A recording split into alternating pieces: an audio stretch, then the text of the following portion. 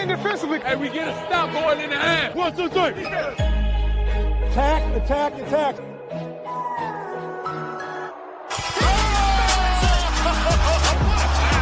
And a chase down block. He erased it. Bingo! It's showtime! MVP, baby! He didn't do that, did he? Slam dunk! Tie game with 5 seconds remaining! He shot! What a perfect ending to a historic day! Salut à tous, bienvenue dans l'épisode numéro 150, et oui, 150 du podcast Dunk Hebdo. Très heureux de vous retrouver pour un nouvel épisode, pour m'accompagner cette semaine, encore une fois, l'équipe au complet. Comment ça va, Tom? Et oui, j'ai commencé par Tom. Ça va et toi, monsieur PC? Ça va très très bien, les problèmes de début d'enregistrement, de début d'émission assez compliqués. Pour une fois, c'est moi, j'ai envie de dire, d'habitude c'est d'autres, je ne vise personne. Comment ça va, Pierre? Ça va au top, Amidou représente. Ah oui, au top. Alors on peut vous dire qu'il est au top, parce qu'on l'a eu en pré-émission, on va appeler ça comme ça, pendant 40 minutes, là, il est très en forme. Hein. Et Alan, pour finir, comment ça va, Alan? Salut Ben, c'est tout le monde, ça va. Je suis aussi content pour l'ami Amidou. Oui, ouais, il y a un lobby dans ce podcast inexplicable hein, pour Amidou Diallo, mais bon. Le sang.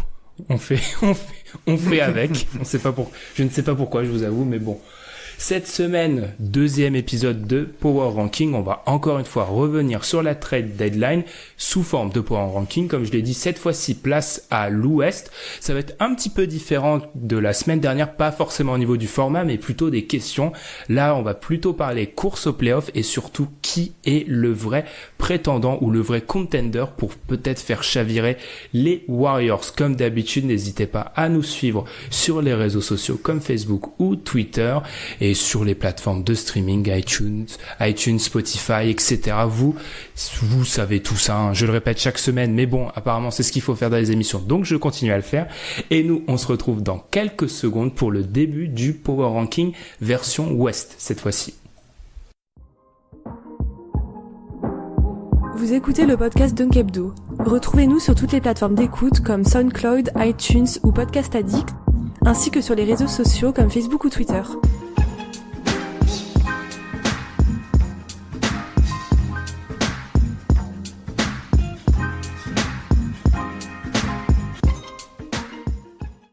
Wild Wild West, et non, je ne parle pas de ce film affreux avec Will Smith, mais bien la conférence Ouest. Deuxième partie de notre Power Ranking, je l'ai pas précisé dans l'introduction, mais pas d'overtime une nouvelle fois, sachant que ça va nous occuper pendant pas mal de temps, ce Power Ranking.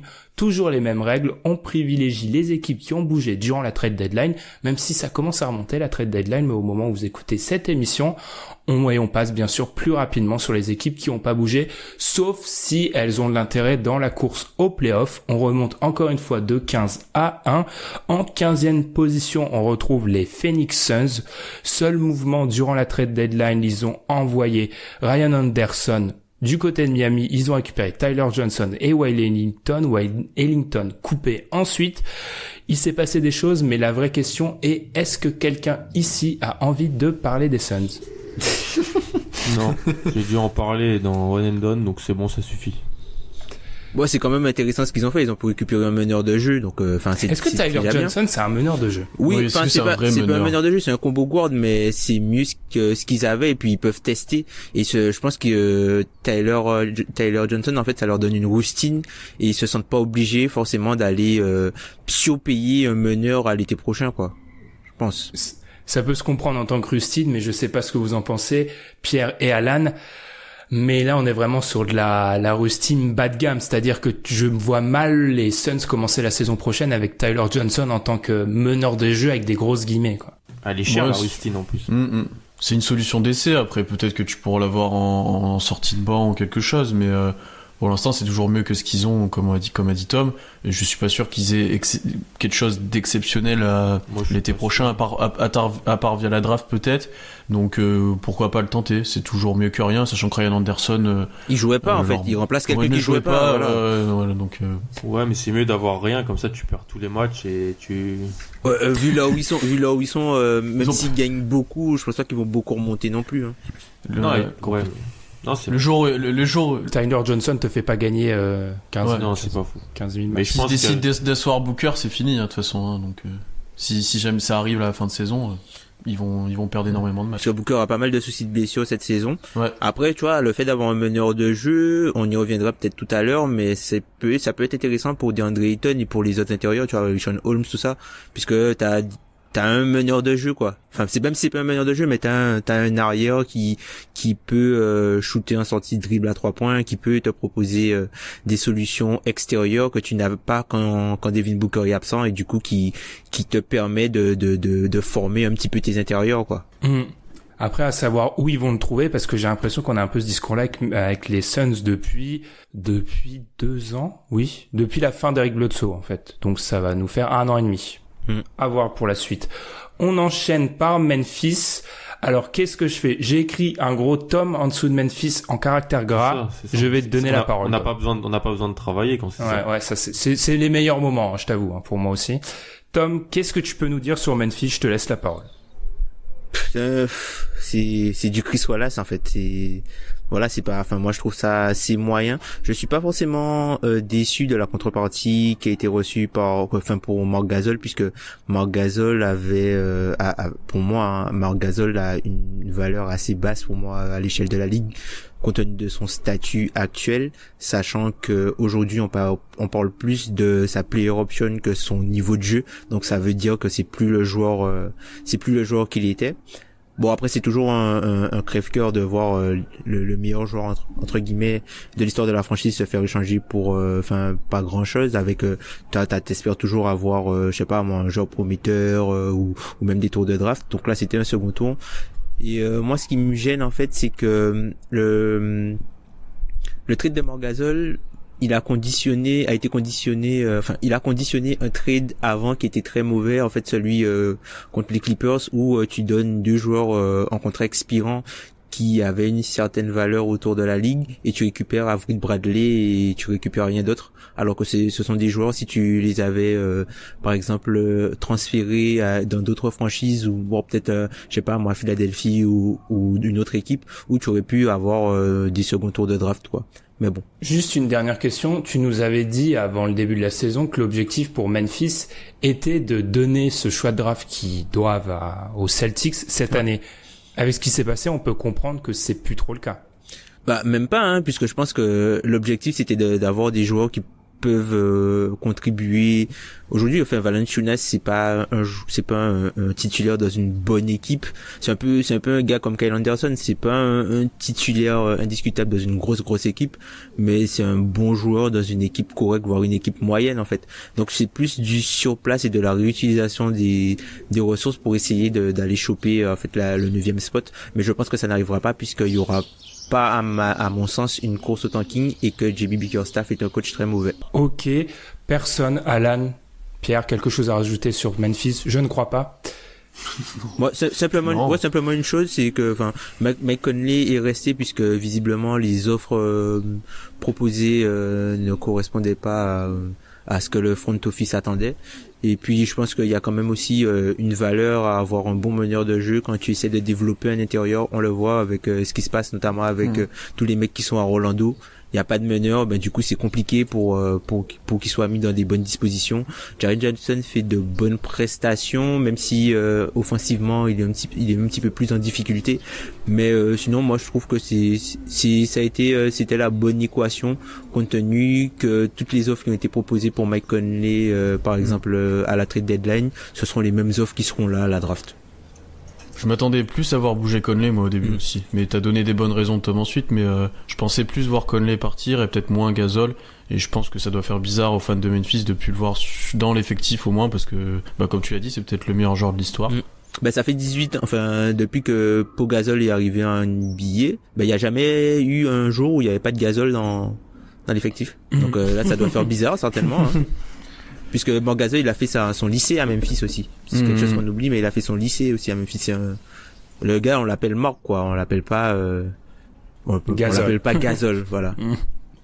Ok, on va peut-être enchaîner. Alors que les oiseaux que vous entendez, c'est chez Tom, hein, qui sont agités à un moment, je ne sais pas, pendant que tu as parlé de Chris Wallace. Je pense qu'il y a un lien, peut-être.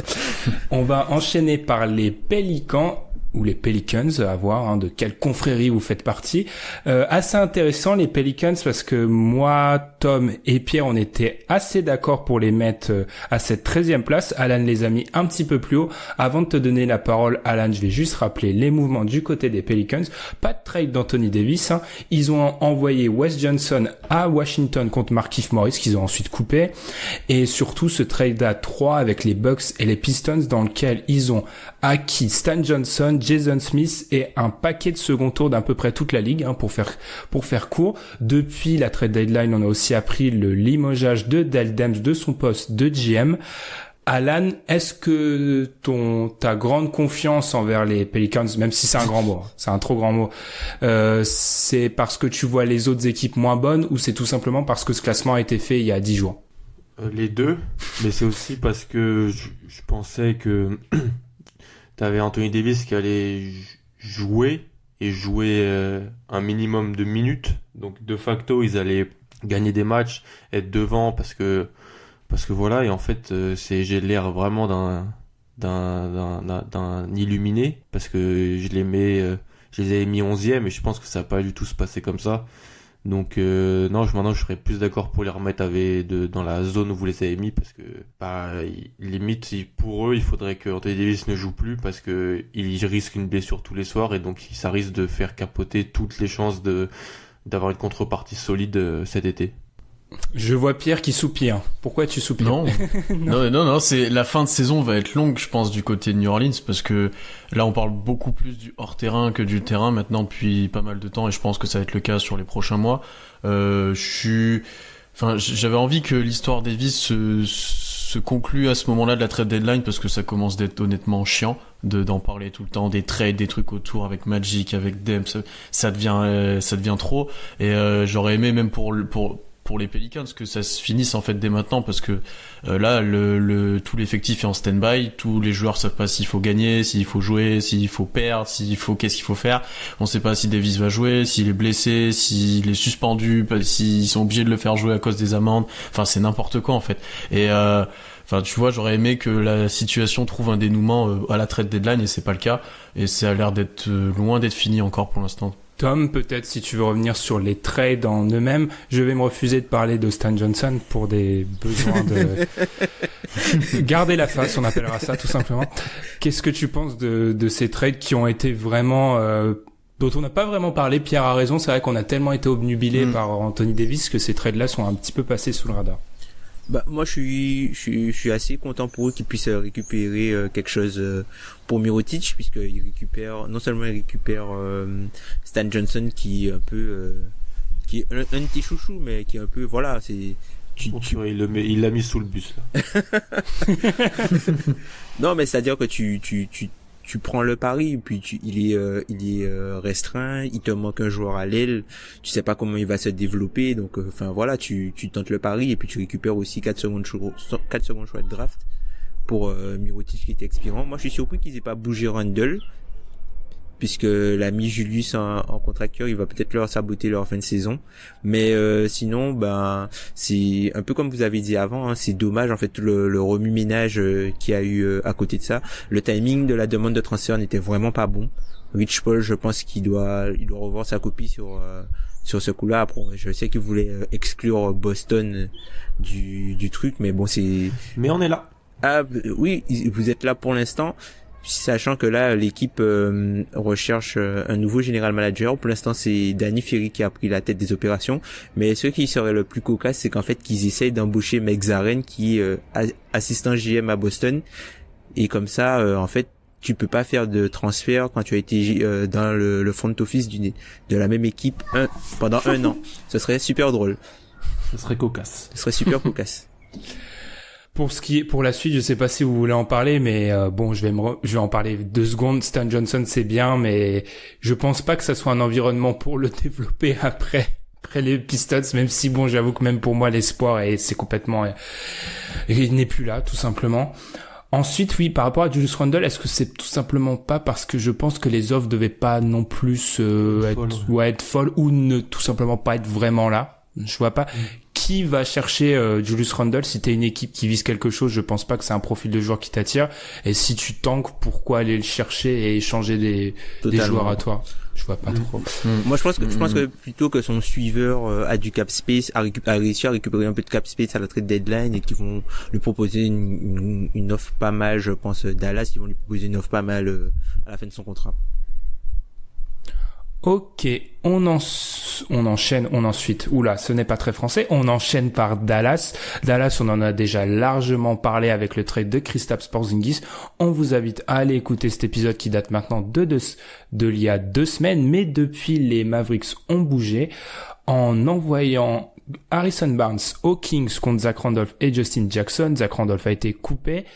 Qu'est-ce qu'on pense de ce trade du côté des Mavericks? On va éviter de parler de ce qui s'est passé autour, mis sur le banc. Pour ceux qui n'avaient pas suivi, il a pris son trade alors qu'il jouait, il a été mis sur le banc. Bref, on va éviter de parler de tout ça.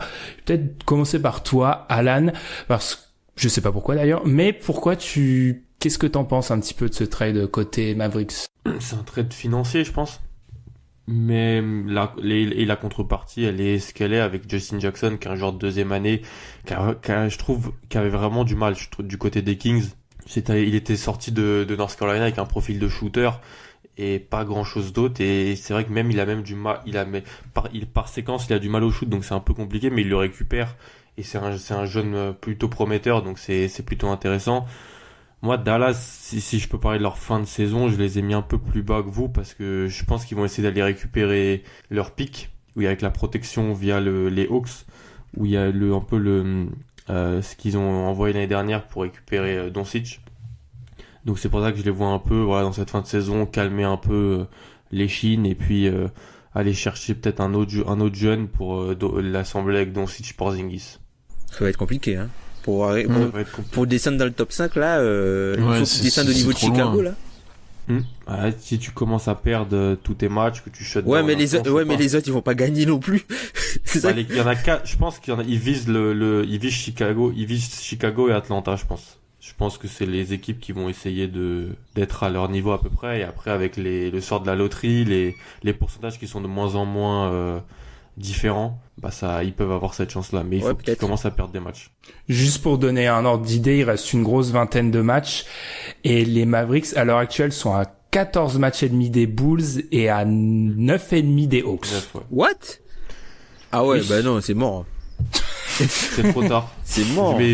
C'est trop tard, mais ils ont gagné quelques matchs là, et quand j'avais fait le classement il y a 2 semaines, j'avais pensé qu'ils auraient vraiment tout arrêté, et en fait ils le font pas, donc Parce que quand tu regardes les équipes vers le bas, faut plutôt regarder, le nombre de défaites qu'ils ont en plus, puisque ils vont pas gagner beaucoup en bas, ils vont pas gagner beaucoup plus en bas. Mais pour moi, ils avaient rien à gagner à jouer la fin de saison en fait. Il y a rien, rien à gagner, donc j'avais pensé à ça en faisant le classement, et même des mecs de Lockdown Mavs, c'est certains insiders en avaient parlé, donc c'est pour ça que ça m'a mis la puce à l'oreille sur ça, pour essayer de récupérer cette année un jeune pour le mettre avec le projet futur, et ensuite jouer les playoffs tous les ans. Quelqu'un d'autre veut parler sur les Mavs, peut-être Pierre ou Tom, je sais pas. Non, c'est exclusivement financier, c'était pour enlever l'épine du pied qui est Harrison Barnes, je pense, dans l'effectif et au niveau du salary cap. Honnêtement, là au moins ils sont tranquilles avec ce joueur-là. Je lui avais donné un très gros contrat, ça a pas fonctionné autant que ça aurait dû. C'est un joueur qui a certes des qualités, mais qui est peut-être pas autant progressé qu'on aurait pu l'espérer après être parti des Warriors. Donc je pense qu'ils sont contents d'avoir trouvé preneur pour lui. Et après, pour la contrepartie, comme l'a dit Alan, Justin Jackson, c'est un jeune joueur, mais il avait un peu de mal au Sacramento, malgré quelques matchs plutôt corrects. Enfin, ça va pas changer la face de l'équipe. Et donc on verra après qui prennent à la draft, comment ils agissent cet été. Qui re-signe, qui ne re-signe pas, le cas Porzingis aussi. Enfin il y a pas mal d'incertitudes autour de Dallas, et je pense qu'ils vont avoir un été plutôt copieux, et le fait de plus avoir Harrison Barnes dans tout ça, en fait, ça sera mieux pour eux. Ils vont pas prendre quelqu'un à la draft, c'est ça le problème. Oui, avec leur ils vont avoir du mal avec leur premier tour. Mais depuis le trade de Porzingis, je pense que c'est clairement affiché que la draft c'est fini. C'est free agency, ouais. Ouais, mais en même temps, vu que Porzingis je pense pas qu'ils vont le faire jouer cette année, qu'ils avaient pas pour objectif de le faire jouer, ils auraient pu se dire bon, c'est la dernière année, et après, tu vois, quand on aura Porzingis de retour de blessure, le Doncic en deuxième année, peut-être un autre jeune à côté. Mais non, vous avez raison, ils ont pris trop d'avance sur la nullité, on va dire. Comment t'as appelé ça il y a 2 semaines, Ben? Rocher, c'est ça? Oui, ouais, dans ça. un anglicisme affreux, mais ouais, c'est ça. On va peut-être enchaîner en 11. Alors là, l'équipe j'ai un blanc immense, en dessous de Minnesota, parce qu'ils n'ont pas bougé, tout simplement, avec cette trade deadline. Je sais pas si quelqu'un a quelque chose à dire sur Minnesota. On s'excuse avec les fans des Timberwolves, mais on en a beaucoup parlé, sachant que l'équipe ne joue pas les playoffs, vraisemblablement, et n'a pas bougé. Je pense que ça va faire partie de ces équipes qu'on next très très vite. Personne n'a quelque chose à dire sur les Wolves. Ça fait du bien de pas en parler. Parler après le début de saison, c'est tout. Saison gâchée. Je suis un peu surpris qu'ils aient pas réussi aussi à récupérer quelque chose pour Tolliver, par exemple, ou qu'ils soient pas sur le buyout market pour l'instant. Mais de toute façon, ils ont refusé des trucs pour Tolliver. Jaché, qu'Oklahoma avait fait une offre et qui a été refusée. Personne, ouais. Ouais, mais je pense ils attendaient peut-être un peu trop ou ça leur est pas convenu. Donc du coup, là, il y a Saric qui est passé titulaire. Là, il joue la carte de la jeunesse en espérant qu'ils auront une fin de saison avec moins de blessés, puisqu'ils ont pas mal de blessés. Ils ont eu pas mal de blessés là entre Rose, Stig, Wiggins qui a loupé quelques matchs. Puis au moins Okogie se révèle, et puis t'as aussi leur coach là qui joue sa tête pour la saison prochaine. Donc eux ils ont tout intérêt à gagner des matchs. Et Towns joue un bonus aussi. On va enchaîner, et là on entre dans les choses sérieuses. On est d'accord pour dire qu'à partir de maintenant on rentre dans la course au playoff. Ouais. Voilà. Avant on était dans des équipes qui jouent peut-être des choses en plus qui jouent des choses différentes, certaines on l'a dit. Maintenant on rentre dans la course au playoff. Et à mon grand désespoir, à la 10e place du Power Ranking consensus des quatre intervenants, on trouve les Clippers. Oui, c'est en partie de ta faute, merci. On trouve en partie les Clippers. C'est que à cause d'Alan, en fait.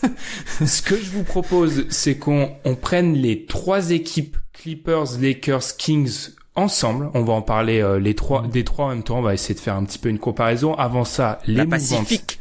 La Pacifique, oui, Californie. 3/5 de la Pacifique, tout simplement. Avant ça, les mouvements, donc les Lakers ont acquis, les Clippers, pardon. Non, ça c'est les Lakers. Oula, là ça devient compliqué. Il y a eu un échange Lakers-Clippers avec Mike Muscala et Michael Beasley, Ivan Zubac. Ensuite, Ivica Zubac. Ensuite, il y a eu un échange dont on a déjà parlé, Avery Bradley qui allait du côté de Memphis contre Gary Temple et Michael Green. Côté Clippers, il faut rappeler que Gortat et Teodosic ont été coupés. Bien sûr, il y a le trade de Tobias Harris qui a donc été envoyé à Philly avec Boban et Mike Scott contre Landry Shamet, Wilson Chandler, Mike Muscala et des tours de draft. Quand c'est ça, je dis juste des tours de draft pour pas compliquer tout ça, parce que là, on n'est pas vraiment dans une optique draft.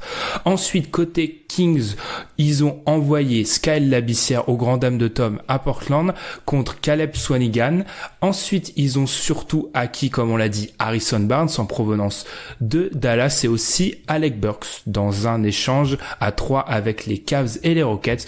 Quant aux Lakers, ils ont réussi à avoir Reggie Bullock dans un échange avec les Pistons et bien sûr ce fameux échange Lakers-Clippers entre Mike Muscala versus Michael Beasley et Ivica Zubac. Tout simplement... Ce trade. Oui, ce trade, ouais. Alors... on sait que c'est un peu la difficulté avec notre power ranking qui fait à moitié saison régulière, à moitié playoff, c'est de savoir qui met qui en playoff. Mais tout simplement, qui parmi nous voit les Clippers en playoff? C'est ça qui m'intéresse à l'heure actuelle. Moi, je pense. Pas moi. Tom? Non, moi je les vois pas en playoff. Pierre, je te laisse commencer. Moi, je les vois aussi en playoff. Pierre, je te laisse commencer. Déjà parce qu'ils ont de l'avance au classement pour l'instant, et qui, vu la densité du classement, et au final on parle de 3 équipes qui ont pas fait d'énormes séries de victoires, c'est un petit écart qui pourrait être significatif. Si on regarde le site 538 ou 548 comme tu dis, Ben. 538. Tom, attends. 538. Oui, pardon, j'ai dit ça. 538 comme tu dis. Ils ont 60% de chances d'être en playoff. C'est parmi les 3 équipes qu'on vient de citer, l'équipe qui a le plus de chances normalement. Les 3 équipes ont un calendrier pas le plus difficile, ont pas le calendrier plus dur, mais eux, ils en ont un correct.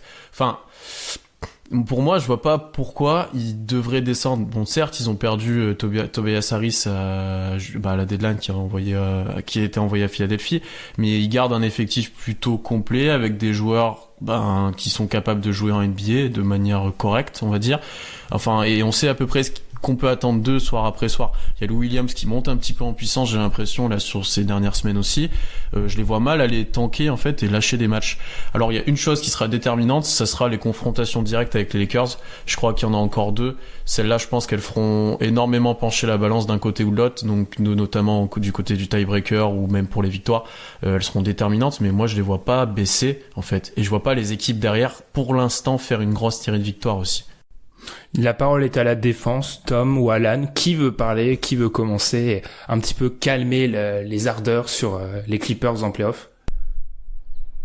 Moi, je pense que ce sera pas quelque chose qui interviendra sur le terrain, mais je pense que ce seront les consignes d'en haut. Puisque les Clippers, s'ils veulent rentrer dans la danse Anthony Davis, ils ont tout intérêt à garder leur pick cette année. Sauf que s'ils vont en playoff, ils perdent leur pick qui part à Boston. Donc, au lieu d'améliorer le package de Boston, il vaut mieux qu'ils essayent d'améliorer le leur. Et je pense qu'en fait, ce qui va se passer, c'est que des consignes d'en haut il y a des joueurs, on va leur dire, bon voilà, vous allez plus jouer, quoi. Je pense que ce sera ça, en fait, à la fin de saison. Dans ce cas-là, pourquoi ils attendent maintenant, en fait? Ils attendent quoi? C'est ça, ma question. Ils ont déjà un peu commencé, hein. Ils ont commencé quand après la deadline? Ouais, tu prends des gros cartons à Indiana, je crois. À Indiana, à Minnesota, tu as failli perdre à Charlotte contre Boston. Ouais, enfin, ils gagnent à Boston. Non, mais ils sont à moins 30 à Boston. Ils sont à moins 30 à Boston. Ça commençait déjà un peu à ouvrir le banc et... Moi, j'ai pas l'impression qu'ils ont lâché le match, en fait. Enfin, qu'ils les ont intentionnellement lâchés, en tout cas. Ah non, moi, je dis pas qu'ils ont pas les moyens d'y aller, mais je pense qu'ils iront pas simplement parce que je pense que tu veux pas perdre un pick loterie. Surtout pour aller surtout pour aller prendre un sweep contre les Warriors, quoi. Ah oui, ça par contre, ça c'est sûr. Tu veux pas perdre moi, ce que je comprends pour ça, tu vois. Là-dessus, je suis d'accord avec vous qu'ils auraient peut-être tout intérêt à ne pas y aller, mais pour moi, ils l'auraient déjà fait avant, en fait, si c'était dans cette optique-là. Ouais, mais ils auraient quoi? Ils auraient shut down Tobias Harris plus tôt? Tu t'arrêtes de faire jouer Lou Williams aussi. Enfin, tu vois, tu peux faire des trucs avant. Tu trades avant. Tu fais croire que tu veux trader Lou Williams et tu le fais plus jouer, il y a plein de choses à faire. Je pense que tu vois, Lou Williams, typiquement, c'est, si jamais ils veulent ramener Kawhi, tout ça, c'est un type de joueur qui va être intéressant pour eux de l'avoir à côté. Sachant qu'il a un contrat super intéressant et qu'il a une autre année encore non garantie derrière. Donc je pense que, tu vois, eux, je pense qu'ils se sont dit qu'ils ont récupéré les joueurs à la trade deadline simplement pour avoir les droits pour dépasser le cap en les payant si jamais ils ont à utiliser tout leur cap space cette intersaison. Donc en fait, ils ont une grosse équipe de role players et il manque la star, et quand ils auront la star entre guillemets ou les stars, ils pourront passer allègrement au-dessus du cap pour pouvoir re-signer tous les role players qu'ils ont. Je pense que c'est plus cette stratégie là qu'ils ont adoptée en fait. Et aussi de récupérer des jeunes. Ouais, mais faut perdre les matchs, ce qui est pas le cas. Mais c'est vrai. Et non, mais c'est ça, t'as totalement raison en fait. Non, mais t'as totalement raison. Le problème avec ça aussi, c'est que tous les mecs dont on parle, ils sont en fin de contrat. Donc je vois mal la direction. Elle est bien gentille, la direction, mais si ces joueurs-là ne jouent pas, c'est de l'argent perdu pour eux, et c'est peut-être de l'argent qu'ils n'auraient pas eu du côté des Clippers. C'est faire descendre ta valeur pour les 29 autres équipes. Les consignes d'en haut, au bout d'un moment, ça va devenir très vite n'importe quoi, parce que tu fais asseoir qui? Concrètement, c'est pas vraiment tu fais asseoir, c'est tu fais moins jouer. Et tu sors des line-up. Ouais, mais tu sors des line-up avec Delgado, Tornwell. Ouais, on le dit au début de la saison, c'est une équipe qui a 10 joueurs qui peuvent jouer. Moi, je pense qu'ils vont te dire qu'ils vont essayer de développer leurs jeunes. Ils vont faire jouer plus Justin Robinson, par exemple, qui a pas joué de la saison quasiment, alors que c'était un autre pick. Ils vont faire jouer beaucoup. Chamet, il a commencé à starter dernièrement.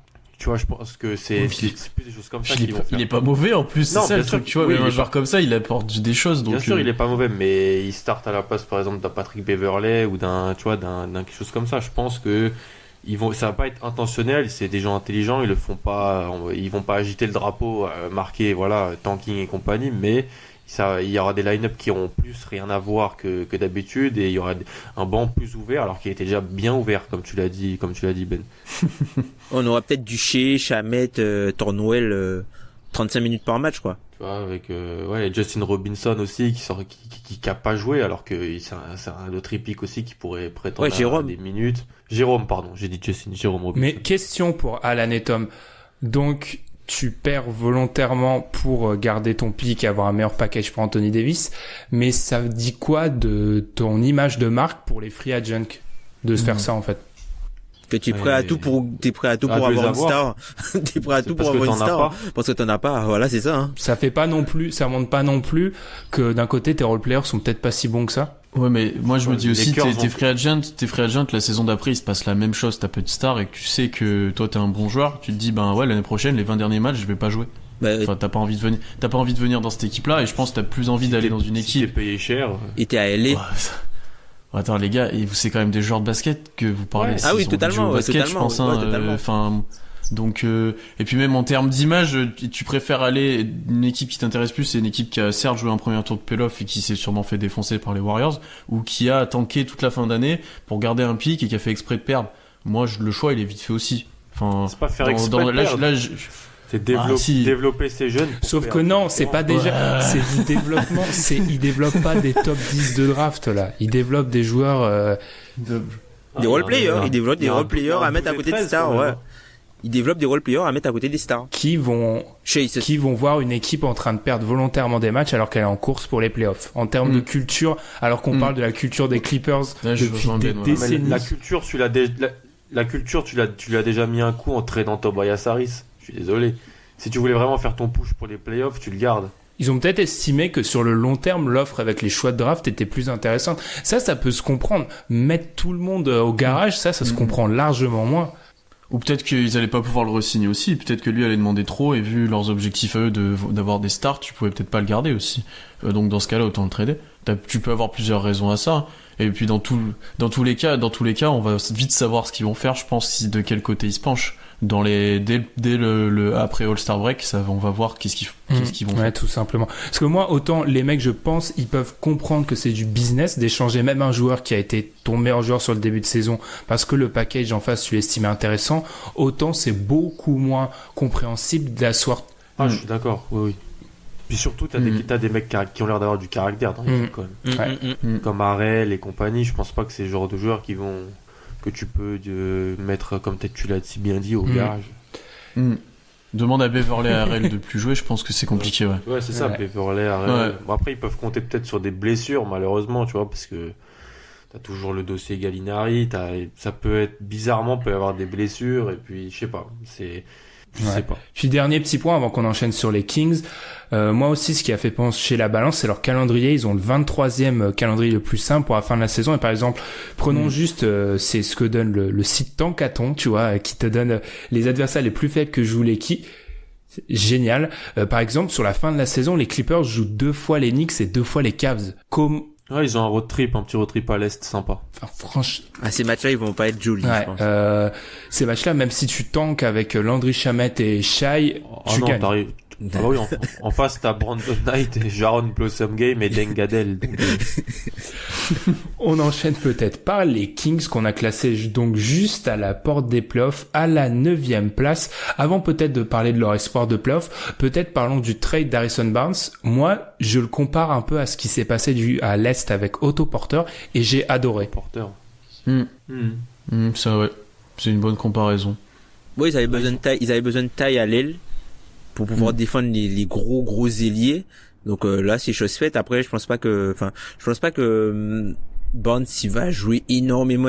Je pense qu'ils vont toujours avoir une configuration avec Bogdanovic, Hield et Fox, mais je pense qu'il peut apporter un peu dans le physique, un peu dans la dureté, quoi, Harrison Barnes. Que ce soit en 3 ou en 4, je pense qu'il leur sera utile en fait. Ils peuvent te sortir des bons line-up maintenant.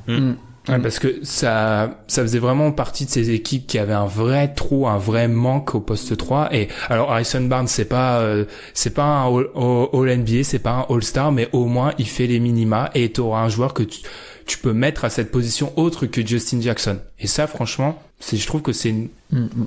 Non, là-dessus, je suis d'accord avec toi aussi. En plus, bon, certes, il a un contrat cher, mais il est assez court. Il a juste une option qui reste l'année prochaine. Donc, tu t'engages pas non plus éternellement avec Harrison Barnes dans ton effectif. Et ils vont pas être loin des playoffs, en fait. Et on s'attendait pas du tout de ça des Kings, hein. On les avait mis, je pense, dans les derniers au début de saison. C'est la belle surprise. Ouais. Très belle surprise, très belle histoire de cette saison. Et puis, Bagley qui est bon. Bagley qui est super intéressant. Super. Dans des plays aux fans de Doncic. Bagley qui peut être bon aussi. Mais petite question du coup, vu qu'on est revenu rapidement sur Harrison Barnes, qu'est-ce qui a fait pour vous pencher la balance et les a mis hors playoff? Moi, je vous donne juste mon exemple à moi. 8-20, c'est leur bilan contre les équipes à plus de 50%. C'est le pire des équipes qui jouent les playoffs, et au bout d'un moment, dans les confrontations directes, ça va, en plus de leur jeunesse, je pense que ça va les faire payer, et ils seront courts, quoi. C'est triste parce que c'est une belle histoire de la saison, mais ils seront trop courts. Mais c'est une équipe qui est plutôt bonne dans le clutch. Moi honnêtement, ce qui a fait pencher la balance pour moi, c'est LeBron. On va y revenir à ça dans 2 minutes. Moi, c'était pas loin d'être la même chose, avec surtout plus leur inexpérience. Moi, je suis plus d'accord avec toi, Ben. Ils sont un peu courts. C'est la première année où ils apprennent à gagner des matchs, en fait. Ils apprennent à gagner. Tu vois qu'il y a encore des moments d'inconstance. Et je pense qu'aussi, c'est pas, non, sans parler de LeBron, mais il manque peut-être ce joueur qui va les porter dans les moments vraiment tout le temps, en fait. Tu vois, Fox et Hill font des très grosses saisons, Bagley montre des très bonnes choses, mais ils ont peut-être pas encore l'expérience nécessaire pour mettre l'équipe sur leur dos quand il y a besoin. Ok, on va peut-être enchaîner directement par le vrai débat qui coupe cette rédaction en deux. D'un côté, Pierre... Ça, c'est depuis le début de l'avant-saison, hein, depuis la preview que ça le coupe en vrai. Pierre, t'avais les Lakers hors playoff? Enfin, je les ai 8e dans mon power ranking, mais je pense pas qu'ils vont faire les playoffs. Il y avait eu des polls. Oui, ouais, avant la saison. Bref... Pour faire simple, Alan et Tom ont les Lakers en playoff. Logiquement, vu qu'on a les Clippers en playoff, moi et Pierre, on ne les a pas. Je vais laisser la parole en premier à Alan, tiens. Pourquoi les Lakers vont en playoff? À cause du numéro 23. Non, on va éviter de faire ça. T'as dit quelque chose qui était intéressant tout à l'heure, c'est où... Quand on en parlait entre nous, ça marchait quand c'était la jurisprudence conférence Est. Maintenant, il est à l'Ouest et c'est plus compliqué. Je pense quand même que si les jeunes des Lakers commencent à se remettre un peu au diapason, qu'il y a moins de blessures, l'apport d'un Reggie Bullock, qui est un vrai bon shooter à côté de LeBron, qui va offrir du spacing à l'attaque, et même déjà dans les premiers matchs, même si les Lakers ont perdu, il a été plutôt intéressant. Je pense au match contre Atlanta par exemple, où autre que lui, c'était abominable ce qui se passait sur le terrain de la part des Lakers. Je peux en témoigner. Pour avoir vu le match, c'était vraiment abominable. Je pense que voilà, il y a la fin de saison, LeBron va un peu s'énerver, et il pourrait faire gagner à lui tout seul quelques matchs, et donc mettre les Lakers ric-rac en playoff, parce que voilà, il y a du talent dans cette équipe, et je pense que c'est pas je suis pas hyper emballé, hein, mais c'est peut-être plus par un procédé d'élimination vis-à-vis des autres. Petite rectification, j'ai parlé de l'Est en comparaison par rapport aux playoffs. Juste petite rectification importante. Oui, mais oui, je vois en fait. Oui, il y a peut-être plus de complexe d'infériorité. Enfin, il y a toujours, pour toi, le complexe d'infériorité, ou enfin LeBron impressionne toujours, même à l'Ouest, où pour moi, c'est peut-être pas forcément autant le cas. Non. Ouais, tu vois, il impressionne, et tu peux te dire, je mets devant un tel, parce qu'en fait, il y a LeBron dans l'équipe, tu vois. C'est quelque chose qui pouvait se faire, qui se faisait à l'Est pendant un paquet d'années. Ce qui est l'argument de Tom aussi, je crois, LeBron. Ouais, LeBron, puisque je pense qu'ils vont enclencher le mode Super Saiyan LeBron, quoi, je pense qu'ils vont enclencher le mode playoff LeBron juste après le All-Star Break. Donc du coup, je pense que, enfin voilà, il va devenir inarrêtable. On a déjà vu des passages dans la saison où les Lakers étaient très bons avec LeBron. Certes, ils sont remontés, je crois, à un moment à la 3e place de la conférence. Certes, il y avait pas énormément d'avance, mais on les a vus capables de réaliser de bonnes prestations. Alors oui, il y avait parfois des adversaires qui étaient en rodage, ou des équipes qui étaient pas forcément très bonnes. Mais en fait, moi, je parierais contre LeBron quand je le verrai échouer. Je suis pas prêt à parier contre lui. Donc tu paries pas contre lui, t'attends de voir en fait. Voilà. Donc j'attends de voir. Voilà, exactement ça. C'est exactement ça. LeBron, je suis pas prêt à parier contre lui. Pierre, toi tu l'as fait comme moi. Pourquoi tu paries donc contre les Lakers? Parce que oui, visiblement ça, le basket se joue Lakers, à 1 avec les Alan et Tom. Ouais, vu ce qui s'est passé l'an dernier, le basket se jouait à 1. Les mecs, le gars est arrivé en finale NBA avec cette équipe de Cleveland là. Enfin, voilà quoi. Enfin. Moi, je les ai mis là déjà parce que, enfin, il y a une chose qu'on oublie, c'est qu'il revient de blessure LeBron, et depuis qu'il est revenu, j'ai pas vu le grand LeBron. Hein. pour l'instant. Alors certes, il était peut-être en reprise, il est peut-être en diesel, ouais, mais est-ce que dans une semaine, il va passer en mode Super Saiyan et tout? T'inquiète, il y a une semaine sans match là, il va rentrer. J'attends de voir. Il va rentrer en chambre il va prendre ce qu'il doit prendre et puis. Il va rentrer dans la salle du temps. Ouais, voilà.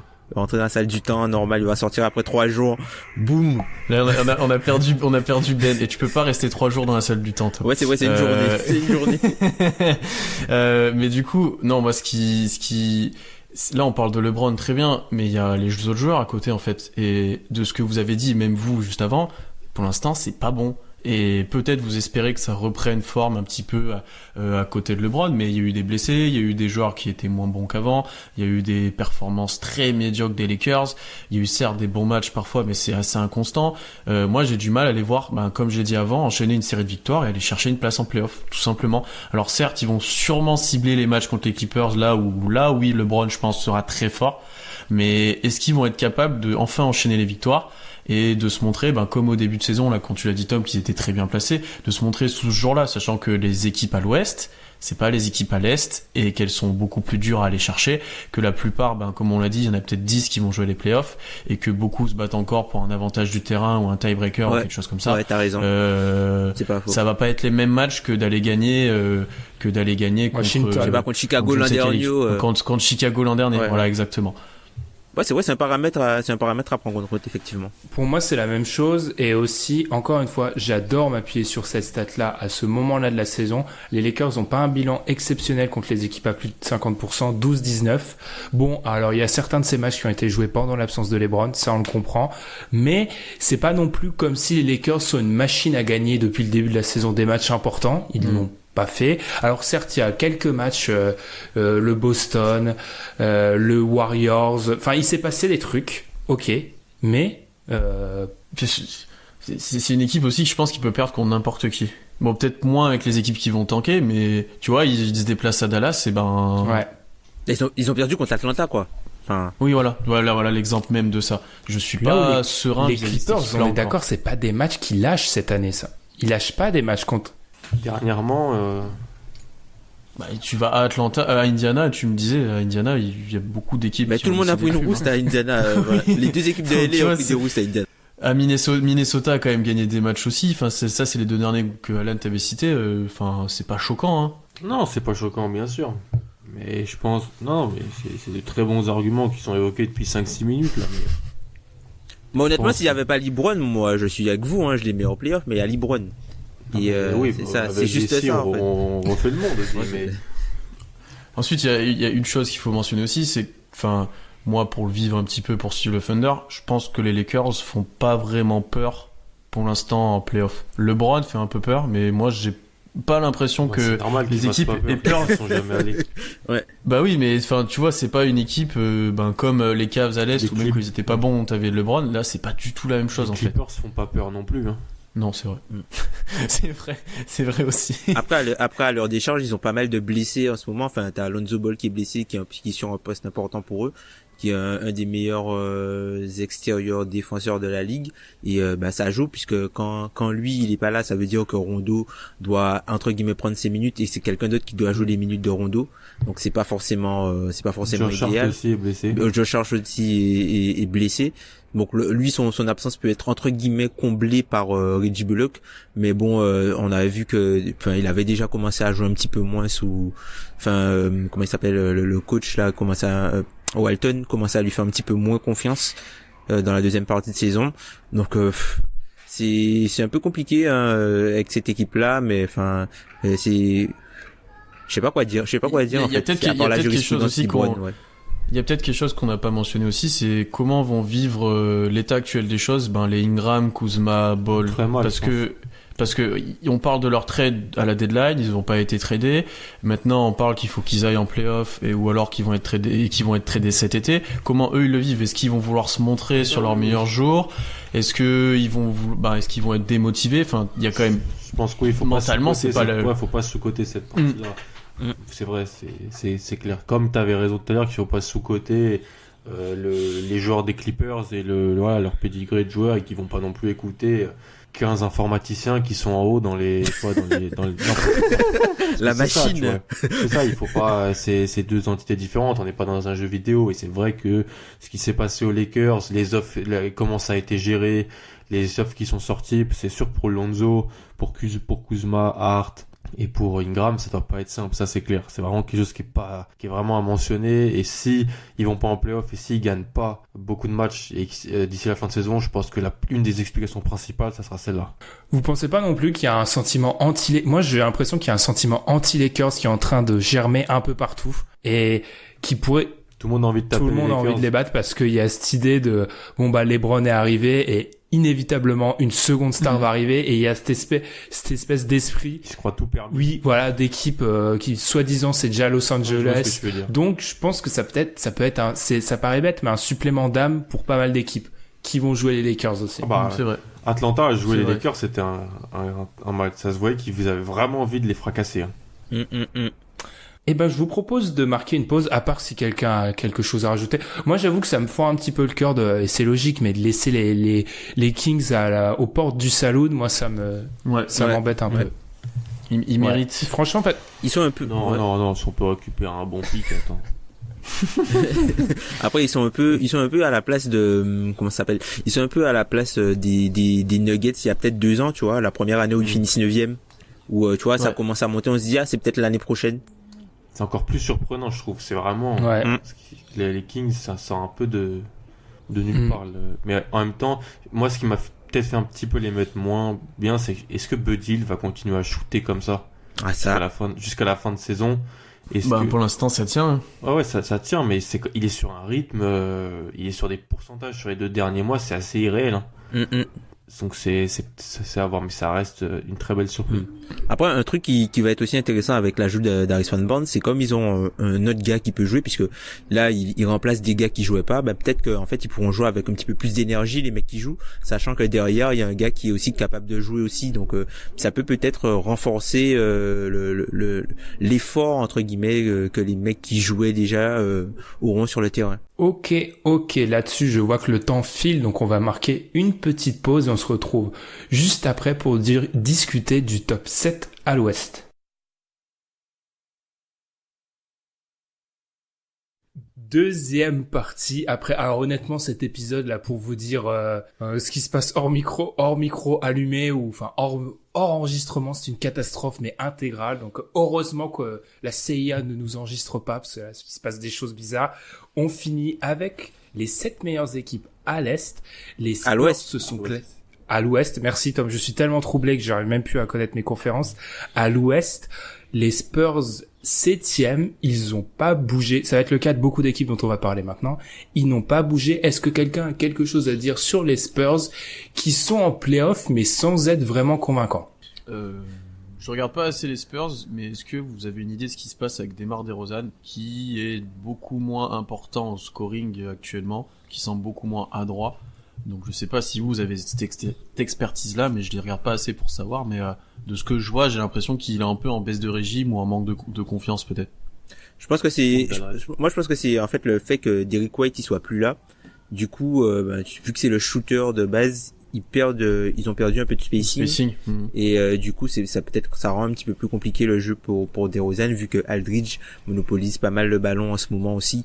Donc après je les regarde pas énormément non plus les Spurs. Mais bon, les Spurs c'est pas une équipe qui bouge traditionnellement à la trade deadline, c'est limite ils font jamais de trade. Le dernier trade je crois qu'ils ont fait à la deadline, c'est peut-être pour Austin Day de mémoire. Je crois qu'Austin Day de Détroit, à un moment, je crois qu'il y avait eu un trade comme ça, il me semble. D'ailleurs, si Ben, je crois qu'on avait fait tous les deux l'épisode sur les Spurs. Non, t'étais là aussi. Alan, je le prendrais très mal. Non, on avait fait tous les 3, mais je me souviens que je pensais qu'ils allaient bouger un peu à la deadline, parce que leur effectif, ils avaient eu des blessés, ils étaient quand même en play-off, enfin pas mal d'arguments, et au final, ils ont pas bougé une oreille, ils étaient même dans aucune offre, aucun mouvement potentiel. Et d'ailleurs, dans cet épisode-là, on avait déjà dit que la dynamique DeRozan un petit peu plus en retrait, elle avait démarré.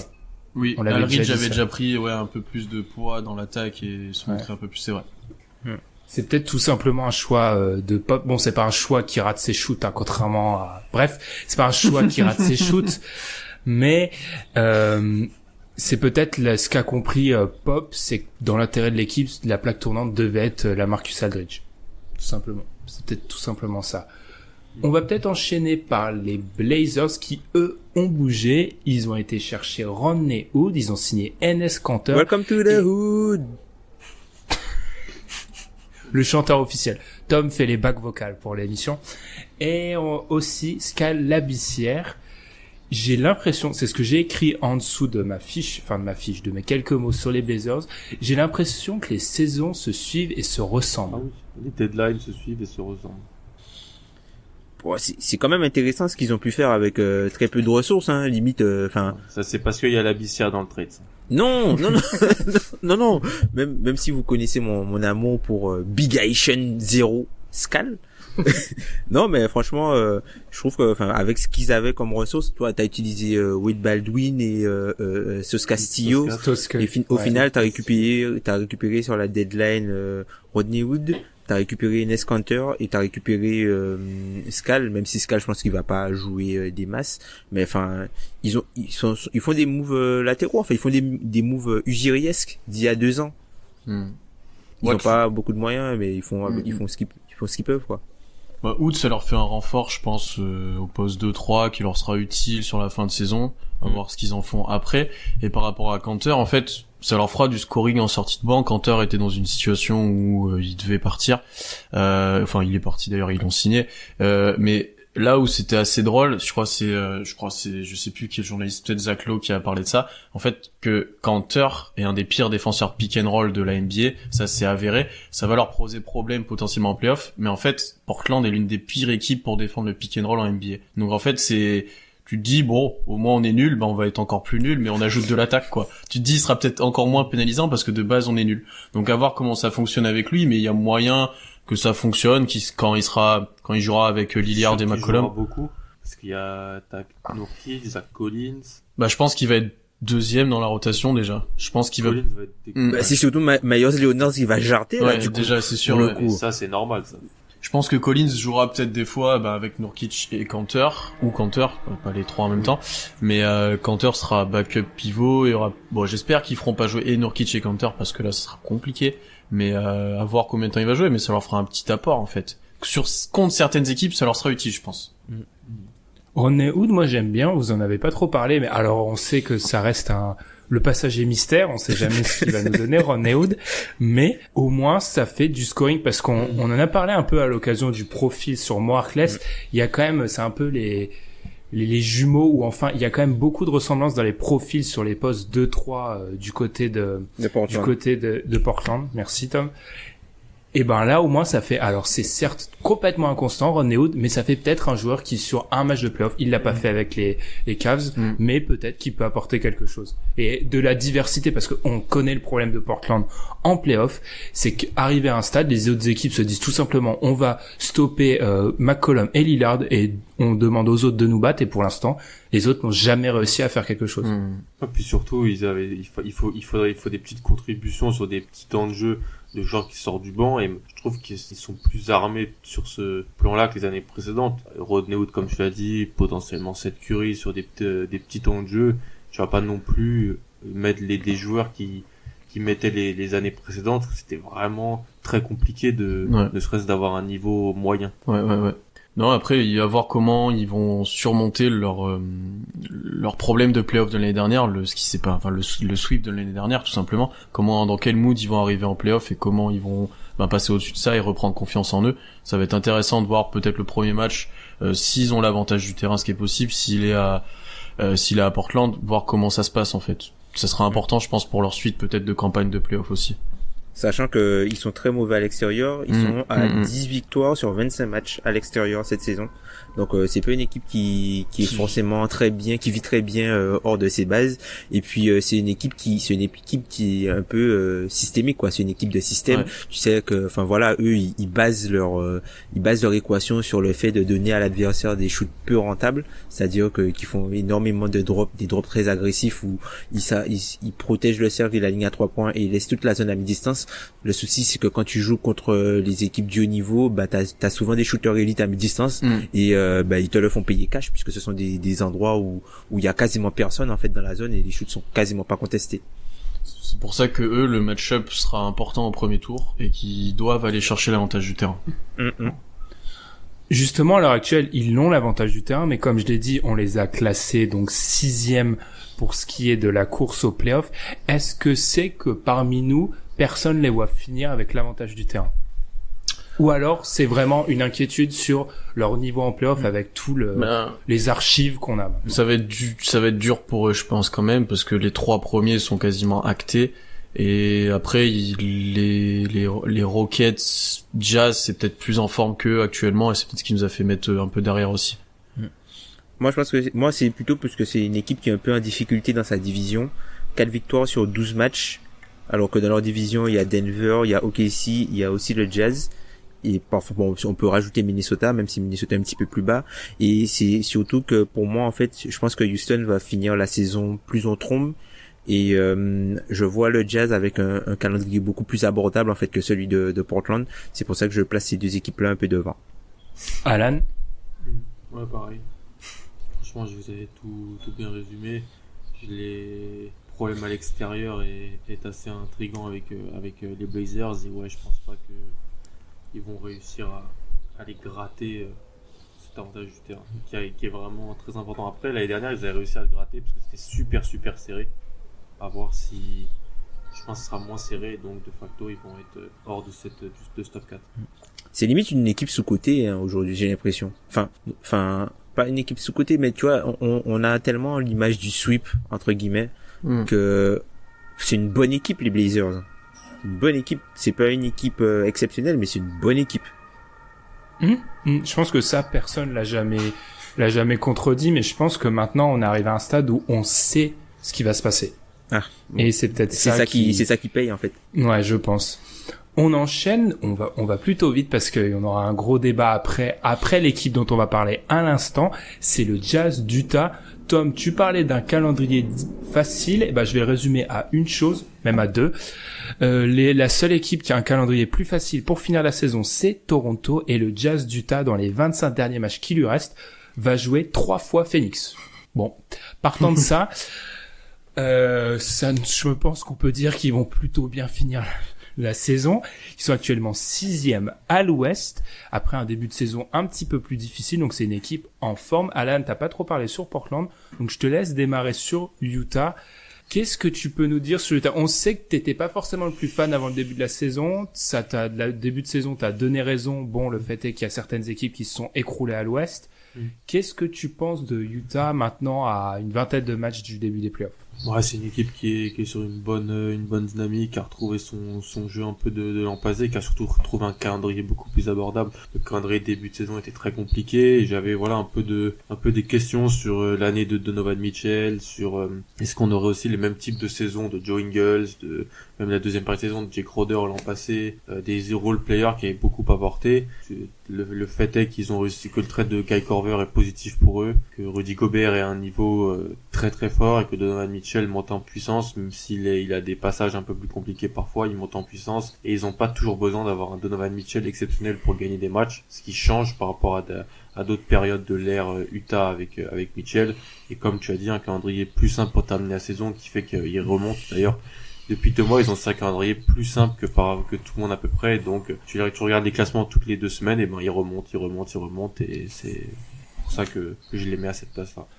Tom, Pierre, peut-être là, plus tourné vers les playoffs. On sait que, Pierre, ça va lui rappeler des mauvais souvenirs. On sait que Utah a fait une très bonne campagne de playoffs, je pense, la saison dernière, on peut dire. Ouais. Qu'est-ce qu'on attend d'Utah cette année? De passer un tour. Enfin, ça serait au moins faire aussi bien que l'année dernière. Après, peut-être embêter un peu plus l'équipe qui joueront au 2e tour si c'est pas les Warriors.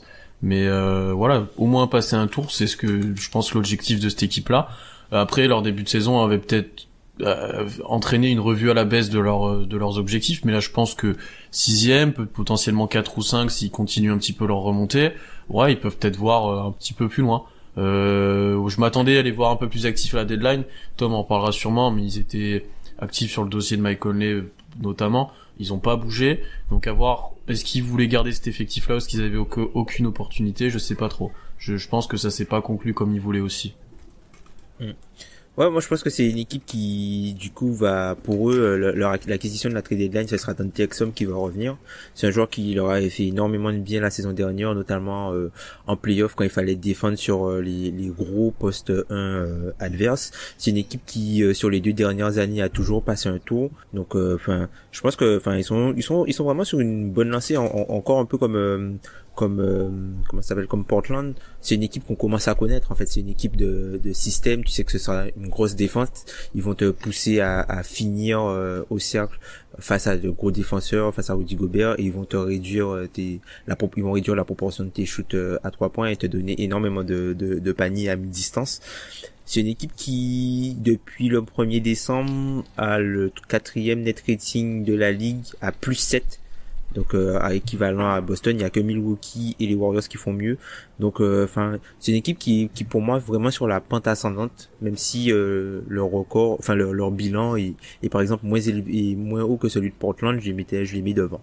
En termes de potentiel danger, c'est un meilleur mot, en playoff, est-ce qu'on les met j'ai créé un groupe, on va en discuter après si vous êtes d'accord, j'ai créé un groupe Oklahoma City, Denver, Houston. Est-ce que Utah, on les met un cran en dessous, alors ils sont légitimes pour être mis au même niveau que ces 3 autres équipes? Peut-être un petit cran en dessous, mais peut-être pas aussi éloigné que les autres qu'on a cités avant. Moi j'aurais mis peut-être Houston et OKC à part sur un set-in playoff, et je les aurais mis peut-être avec Denver à 2. Ok, moi je suis plutôt de l'avis de Pierre, je pense peut-être un petit cran en dessous, parce que j'ai peur que leur modèle soit un petit peu toujours limite en playoff. Alan, pareil. Est-ce que pareil? Je pense que ça a ses limites et ils arrivent à vraiment très bien performer, limite surperformer avec ce qu'ils ont, ce qui est mis en place, c'est une machine très bien huilée. Au bout d'un moment, tu atteins un plafond et je pense que c'est de facto ils sont un petit peu derrière le groupe dont on va parler juste après. Ok, on va en parler juste maintenant, tout simplement. Houston, Denver, Oklahoma City, l'ordre à rebours pour ce qui est de l'ordre, donc ça nous donne 2 Oklahoma City. La vraie surprise, on va y revenir, c'est que Pierre n'a pas mis Oklahoma City 2, oui. Alors j'espère qu'il y a certains qui nous ça commence déjà. C'est de la fausse modestie, ça, on le sait tous. Voilà, c'est ça. J'espère que personne nous écoutait à moto ou je sais pas quoi, parce que là les gens ont dû être tellement surpris, qu'ils ne mettent pas Oklahoma City 2. Denver 3, Houston 4. Denver, j'avoue que moi en tapant mon petit conducteur, je me suis dit quand même c'est incroyable que Denver soit dans le groupe là. On m'aurait dit ça il y a 8 mois, j'y aurais pas cru. Mais la vraie question maintenant, parce qu'avec ces équipes là il faut se projeter playoff sur comme l'a dit Tom, setting playoff, si on part du principe que maintenant on parle que de playoff avec ces équipes là, même si l'avantage du terrain va un petit peu jouer, on va en parler aussi un petit peu. Est-ce qu'Oklahoma City est le vrai danger, avec encore une fois les guillemets immenses, pour les Warriors? Je vais volontairement pas donner la parole à Pierre en premier, je vais lancer Alan d'abord. Moi je pense que oui. Parce que c'est une équipe qui compte 2 superstars cette saison, on peut le dire. Paul George joue comme une superstar. Franchement, quand on avait parlé du titre de MVP, je l'avais mis 2e il y a quelques semaines. Pour moi, Harden est excellent, mais franchement, ce que fait Paul George, il est vraiment derrière Giannis et il a rien à envier à d'autres joueurs et il fait une saison exceptionnelle. Et d'ailleurs, c'est depuis que j'ai vraiment insisté sur son cas qu'il a passé un cap. Donc encore une fois, on voit les liens que j'ai avec cette franchise, parce que même Patrick Patterson avait signé là de par mon expertise. C'est pas la meilleure signature, mais bon, ça c'est autre chose. Mais non, je pense que là, c'est une équipe qui est assez moderne dans ses profils autour de Westbrook et Paul George. C'est une équipe qui a des bons jeunes joueurs, c'est une équipe qui a Steven Adams qui est vraiment un ancre défensif. Je la trouve complète, je la trouve à un bon niveau depuis le début d'année, avec des passages un peu plus compliqués, mais ça reste pour moi la meilleure équipe de cette horde de poursuivants. Tom? OKC, comme au début de saison, OKC ira là où Paul George l'emmènera. Pour l'instant, Paul George, il est extraordinaire, donc pour moi, OKC est très haut. Après, je demande à voir face à une équipe de Houston totalement en santé. même si je pense que ça sera défini, enfin je pense pas que ça arrivera, mais si Paul George joue à ce niveau-là finit la saison à ce niveau-là et passe en mode playoff P en plus, je pense que ils vont être difficilement arrêtables. Et je pense que c'est, même s'ils ont des problèmes de shoot entre guillemets sur un setting playoff, je pense qu'avec un Paul George de ce niveau-là, quoi, c'est plus le cas en tout cas. Pas. Il démarre. On va parler de différent. Non, mais parce que OKC est la meilleure équipe à 3 points sur le dernier mois et demi, en fait, de la NBA. Est-ce que tu crois ça? Tu penses que c'est un truc réel? Non, c'est pas réel d'être à ce point, mais il y a des progrès, en fait. Alors certes, sur le principe, il y a un problème de shooting, mais il y a des vrais progrès. Moi, je me base sur ce que je vois. il est parti. Alors là, il est parti. Moi, je vous annonce, moi, je fais pas le débat, je fais plus le débat. Ah, mais je suis complètement d'accord avec toi, Top, que. Non, puisque moi, pour moi, je pense que sur un set-in playoff, par exemple, je pense pas que ils vont défendre les autres joueurs comme des joueurs vraiment des menaces, quoi. Je pense qu'ils vont les laisser, ils vont les laisser ouverts. Après, peut-être que tu vois de ton côté que certaines défenses commencent à réagir, mais par exemple, moi, je vois pas les équipes sortir, genre, sur Grant, ils vont plutôt le laisser artiller à 3 points, même s'ils shootent à 40%. Puisqu'on sait qu'en playoff, c'est une autre vérité, en fait. Les équipes défendent différemment. Ils vont plutôt préférer se faire punir par, Jeremy Grant ouvert à 3 points que par Paul George qui prend feu et qui balance des drives et plein de shoots à 3 points off screen. Bien sûr, mais là ce qui est montré depuis 1 mois et demi, en fait, c'est t'as de manière générale, en fait, tous les joueurs shootent mieux. Enfin, t'as des meilleurs pourcentages au tir et tu vois que le 3 points ne pose plus autant de problèmes qu'au début de saison. Je dis pas qu'ils vont shooter comme ça, notamment en playoff, ça c'est sûr et certain, et je suis d'accord avec toi que ça va diminuer et que les défenses vont s'adapter, mais j'ai hâte de voir est-ce que ça sera encore une fois notre problème. Vraiment. Parce que je suis plus aussi sûr maintenant vu ce qu'on montre, et moi il y a peut-être d'autres limites actuellement qui me font plus peur que ça. Moi, je vais pas parler d'Oklahoma City. Allons sur Denver, du coup. Non, mais on peut le laisser, enfin, tu peux t'exprimer sur ce que tu crois qui pose plus problème que le shoot. Ouais, parce que je les ai mis 3e, parce que, c'est ça. En fait, depuis 1 mois et demi, certes, l'attaque d'OKC marche sur l'eau, on va le dire, par Paul George, comme l'a dit Alan, par le shoot, comme on vient d'en parler tous les deux, mais on a un peu dénaturé on joue de manière un peu dénaturée, on défend plus comme avant. On est loin d'être une des meilleures équipes à la ligue. On est au defensive rating sur les derniers mois parce que les efforts sont moins faits, parce que sûrement qu'on gagne des matchs d'attaque, donc on défend moins. Et ça me pose pour l'instant un peu plus problème parce que oui, on se dit en playoff ils vont se remettre à défendre, mais faites-le en fait. Moi, j'attends de voir parce que je commence à force de douter de la capacité d'investissement des joueurs, de la capacité à reprendre une défense asphyxiante comme c'était début de saison. Et dans ce cas-là, si la défense marche moins bien, l'attaque sera beaucoup moins en rythme, beaucoup moins forte, et là on aura peut-être beaucoup plus encore problème de shooting comme tu l'as dit, et ça sera encore plus amplifié. Et après, vous avez parlé de Paul George, s'il joue à ce niveau-là en playoff, on va être très très dur à prendre, mais là il est meilleur que playoff P de base. Enfin, tu vois, on va parler de playoff P, mais là s'il y a un niveau au-dessus de playoff P avec ce Paul George là, ça va être quelque chose vraiment, parce que là il est monstrueux. Donc j'ai hâte de voir aussi comment lui va s'adapter. Est-ce qu'il va tenir le rythme en playoff ou ça va devenir plus compliqué d'attaquer, c'est obligatoire. Zach Lowe qui disait à son sujet que, en gros, que en compilant les stats, que Paul George, c'est actuellement, vu son niveau actuel, c'est actuellement, c'est Kevin Durant avant qu'il parte aux Warriors. C'est exactement ça. En termes d'efficacité, en termes de proportion de shoot pris, en termes de difficulté de shoot pris, c'est exactement Kevin Durant. Et pour moi, l'avantage de tout ça par rapport à Denver, parce qu'on parle pas beaucoup de Denver pour l'instant, c'est que Denver, je veux pas faire l'historien de la NBA, mais pour l'instant, sur les 5 dernières années, j'ai quand même du mal à imaginer une équipe avec un trou tellement béant au poste 3 qui, on sait, est totalement déterminant pour aller loin en playoff, faire quelque chose. Là, c'est un blocage psychologique que j'ai à l'heure actuelle. Je n'arrive pas à imaginer comment dans une série de playoffs, si à un moment tu dois jouer Paul George, si tu dois jouer Kevin Durant, ils sont peut-être pas être dans le cas de figure où ils vont devoir jouer LeBron, quoique. Alors même si je donnerais quand même Denver gagnant par rapport à Los Angeles, c'est un tout autre débat. Bref, j'ai du mal à voir comment tu peux être inquiétant à ce niveau-là. Moi, ça m'effraie. Leur défense me rassure toujours pas. Denver, c'est typiquement une équipe de match-up. On en parlait avec Portland. Pour moi, c'est la même avec Denver. D'ailleurs, Denver qui est exactement l'équipe qu'on croyait qu'elle serait en début de saison depuis le 1er décembre. Donc ils sont 4e attaque avec un offensive rating à 115.7 et 21e défense avec un defensive rating à 112.8. Mais on devrait faire un épisode un jour où on parle souvent on a tendance à s'enflammer sur des équipes qui jouent bien en défense pendant 3 semaines. Faut expliquer que ça, c'est une bonne défense, ça se construit, ça se juge pas sur 3 semaines. Mais d'ailleurs, vous pensez quoi d'ailleurs sur la façon dont les équipes vont s'adapter à Jokic, puisque on a vu que les playoffs durant les playoffs la constante ça a été que les pivots étaient sortis du terrain, sauf que si tu sors Jokic du terrain, Denver ça devient tout de suite beaucoup plus compliqué pour eux. Je pense que ça va être la première chose pour s'adapter à Jokic, ça va être de l'attaquer à outrance entre guillemets.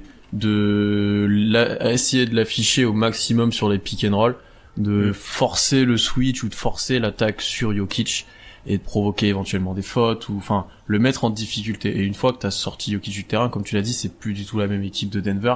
Donc je pense qu'il y a beaucoup d'équipes qui vont au moins être dans cette optique-là. Et après défensivement, ça reste un vrai problème à défendre Jokic. J'ai du mal à voir comment. Tu vois là, j'ai pas vraiment de solution à comment tu peux arrêter Jokic. T'as pas de joueurs qui peuvent l'éteindre, t'as pas un système défensif qui peut l'éteindre, c'est compliqué quoi. Monsieur Alan est demandé à l'aéroport. Qu'est-ce que tu en penses qu'on n'a pas entendu depuis plusieurs minutes? Non, sur Denver, je suis un peu dubitatif aussi. Je pense que en fait il y a eu pas mal de blessés dans cette équipe et ils ont réussi à rester en haut du fait d'une osmose collective de jeunes joueurs un peu sortis soit de nulle part, soit des joueurs qui étaient un peu des déceptions sur leurs premières années. Je pense à Malik Beasley par exemple, ou par exemple Monte Morris, ou d'autres joueurs qui arrivent même Trelaz qui arrivent à faire des choses intéressantes. Je suis pas sûr que sur une configuration de play-off, ces joueurs-là vont être au même niveau, et pourtant ils en auront besoin parce que Paul Millsap n'est plus le joueur qu'il était, Gary Harris a des soucis de blessure, Jamal Murray a des soucis d'adresse, et ça me peine de le dire, mais de gros soucis d'adresse.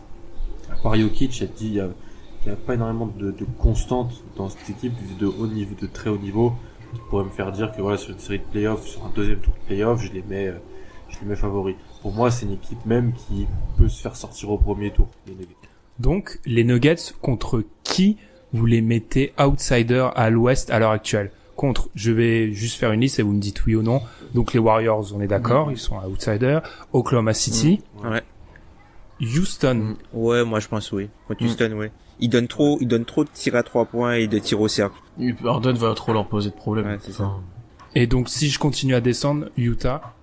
Utah, ça peut être taille. Je pense que je pourrais plus aller sur Utah. Celui-là, il serait intéressant de match-up. D'ailleurs, ça serait le duel Gobert-Jokic, deux équipes assez atypiques. Ça serait très intéressant à voir. D'accord. Donc vraiment, on est sur la position de Denver en 3, c'est aussi pour saluer leur bonne saison, globalement, vu qu'on est... Mais sur une saison collective. Moi, je les ai deux parce que pour l'instant, c'est les deuxièmes meilleures équipes à l'ouest, c'est une des plus régulières. Houston a eu des gros passages à vide, le Thunder aussi, je les trouve plus constants sur le début de saison de ces équipes-là, donc je les ai mis deuxième. Surtout avec leurs blessures, là, ils ont pas mal de joueurs qu'ils ont perdus.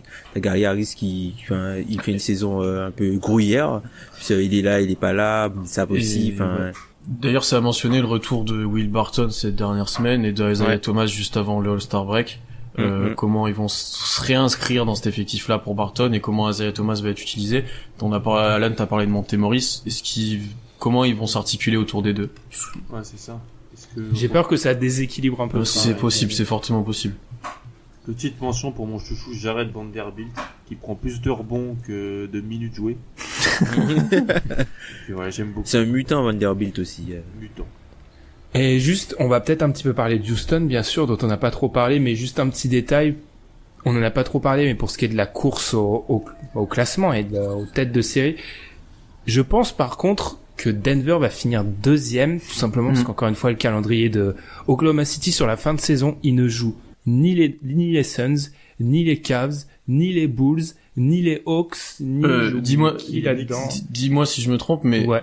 est-ce qu'Oklahoma City a encore le calendrier le plus dur de la NBA? Et c'est pas d'un petit peu, c'est-à-dire que les adversaires moyens d'Oklahoma City ont 57% de victoire sur la fin de saison.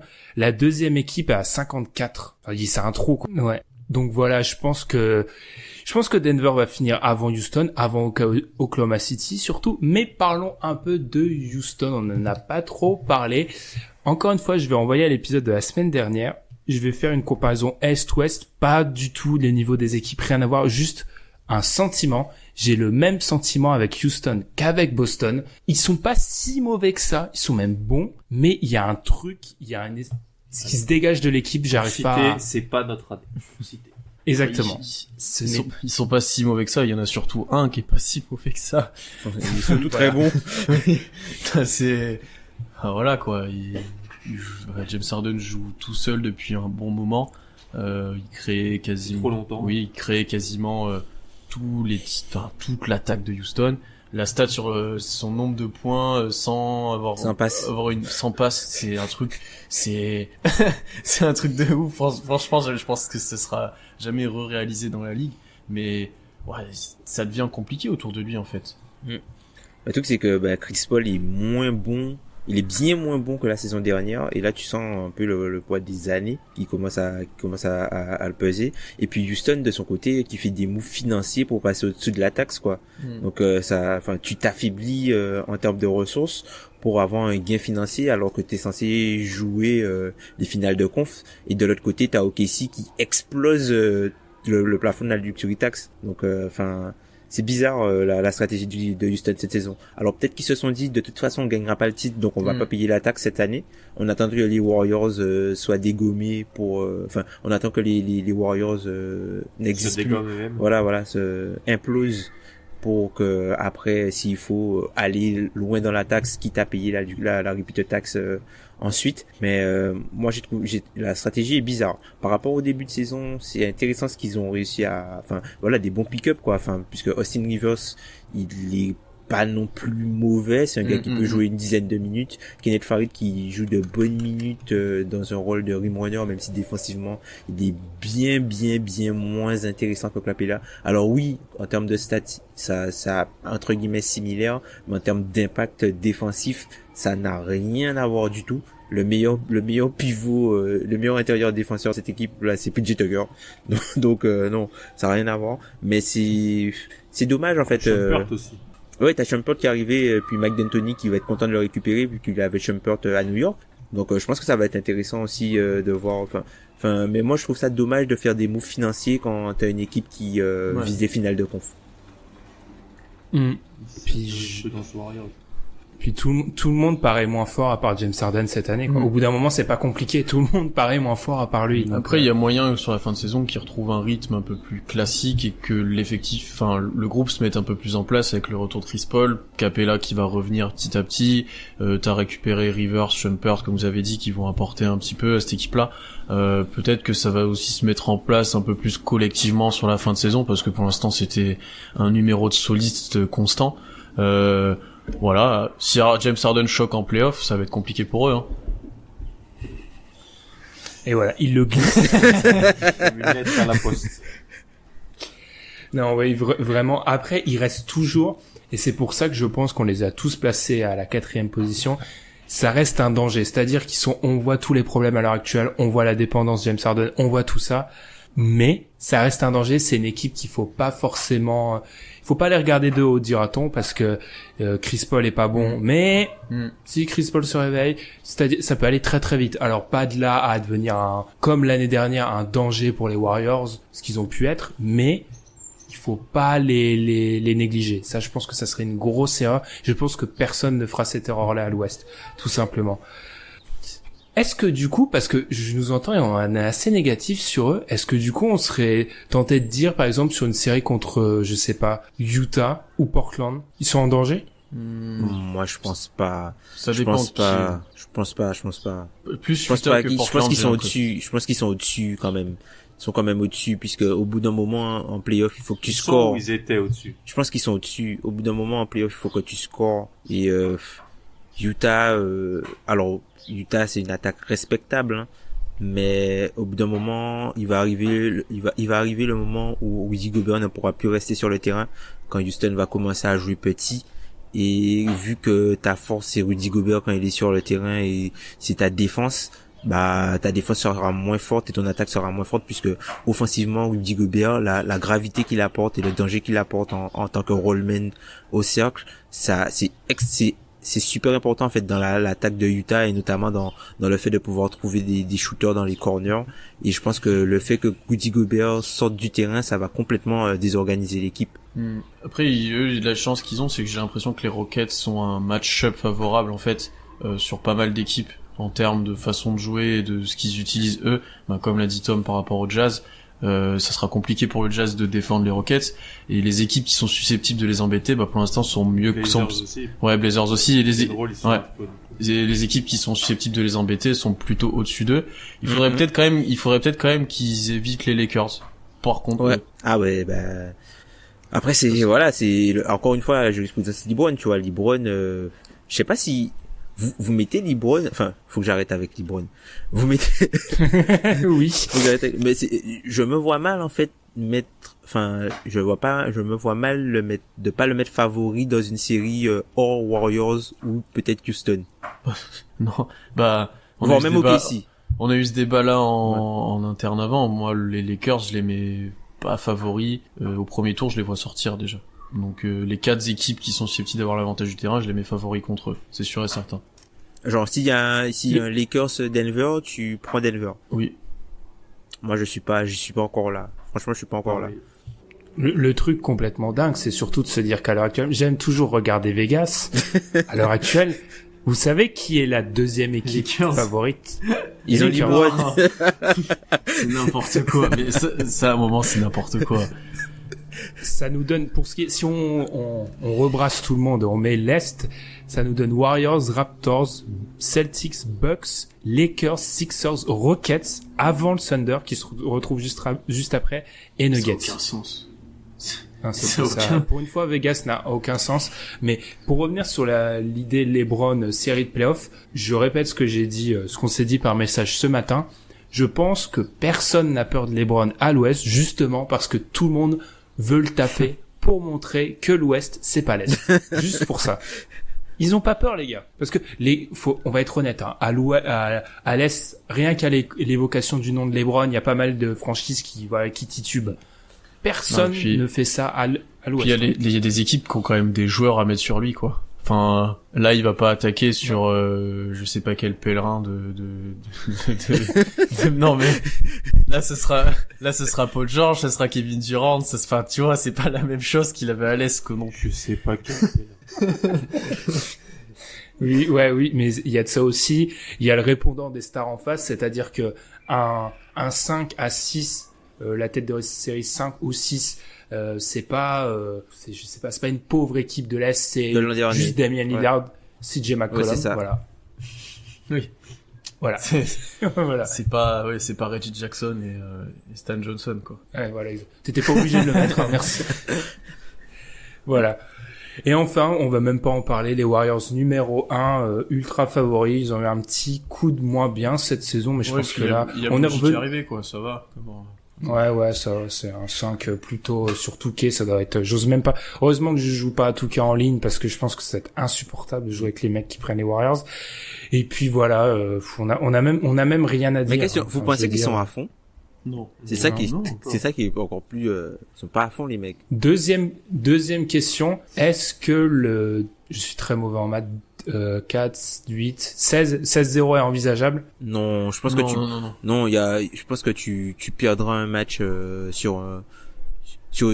qu'il y a pas mal d'équipes qui sont en mode mathématique, tu vas prendre un barrage à 3 points, quelque part. Tu vas prendre un barrage à 3 points quelque part. Puis je sais pas, enfin, je vois pas le Rockets ou le Thunder se faire sweeper par les Warriors. On note. Même Denver, hein. Denver, note. ça, les Warriors, ils aiment bien jouer les Warriors Denver. Il y en a beaucoup qui aiment bien jouer les Warriors, hein, mais ils ont du mal à gagner. Sauf en playoff. Mais moi j'ai entendu Alan qui dit je note et je suis assez d'accord. Je suis pas sûr que le Thunder ou les Rockets sont vraiment si assurés que ça de gagner un match sur une série de playoffs. Parce que surtout si c'est le Thunder, il se fera un malin plaisir, je pense, de les atomiser. Ouais, mais ouais, mais 16-0, ça veut dire sweep aussi en finale NBA. Ouais. Peut-être, en plus. peut-être Là, 12-0, moi, c'est 12-0, même pas 12-0. Peut-être 12-2 ou 12-3. Peut-être 12-2, allez. Si j'avais un over-under, je pense, Attends, t'as dit qu'ils étaient pas à fond il y a 2 minutes, Tom. Et ils atomisent tout le monde depuis 6 semaines. Non, mais tout le monde, hein. Ils atomisent tout le monde. non, mais en playoff, tu vois, voilà, ça sera, le barrage, ils peuvent ça le sera, mettre aussi, hein. ce sera peut-être oui, je suis d'accord, mais ce seront peut-être les premiers playoffs de Boogie. C'est pas ce qui peut se passer en interne, voilà, quoi. Il y a quand même des variables, ouais. Tu vois.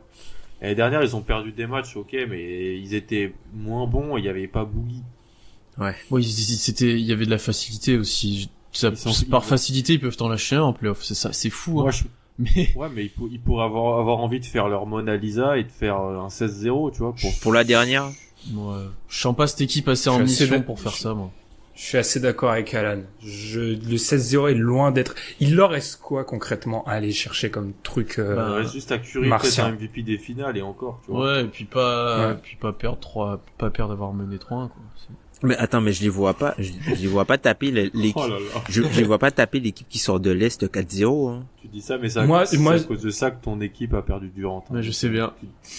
C'est à cause de Moi, nous. j'ai de plus en plus peur qu'à l'Est, ils s'entretuent, en fait. Ouais, il y a de ça aussi. Ils arrivent, Moi, ça me fait très, vraiment, Ils arrivent cramés pour une fois. psychologiquement cramés. Carbo. Genre. Pour une fois. Voilà. Parce que imaginons, moi ça me surprendrait pas que l'équipe qui sort de l'Est, pardon, j'ai du mal, ait joué par exemple 2 matchs 7 ou un 6 et un 7. Si de l'autre côté, et si de l'autre côté les gars, ils ont juste fait un 5 disons au pire, ou en 4 que des sweeps, ils vont arriver doigt de pied en éventail. Ils ont réussi à sweeper LeBron, Tom. Donc, Ouais, aussi, c'est vrai. Bah, après, faut voir s'ils arrivent à gratter l'avantage du terrain sur les Bucks. Moi, je pense pas. Est-ce que ça pose même un problème? Oui, est-ce que ça... Bah si, comme ça, ils gagneraient en 5, ils seraient chez eux pour le titre. Putain, non, mais c'est encore c'est pire. triste voilà, le All-Star Game n'est même pas encore passé, on élimine le champion, voilà, c'est mort, quoi. Alors que tu vois, s'il y avait pas les Warriors dans ce championnat-là, ben, là, on serait, voilà, ça serait une course de Bordeaux. ça serait une course de malade. Ah oui, tiens. On va jouer à un monde hypothétique et alors que le chrono tourne, mais je m'en fiche. Les Warriors n'existent plus, il s'est passé un truc, ils ont décidé de créer une autre ligue avec des Martiens parce qu'ils s'ennuient. Qui est le favori pour gagner le titre? Oh. Le cœur ou la raison? Non, toi, arrête. Moi, je dirais Milwaukee puisqu'ils démontent tout le monde.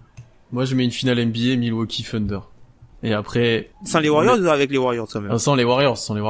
Et après, Milwaukee, c'est un match-up on les a déjà battus, mais ça serait une grosse série et ça serait serré, je pense. Moi, je pense que je mettrais OKC quand même, peut-être favori.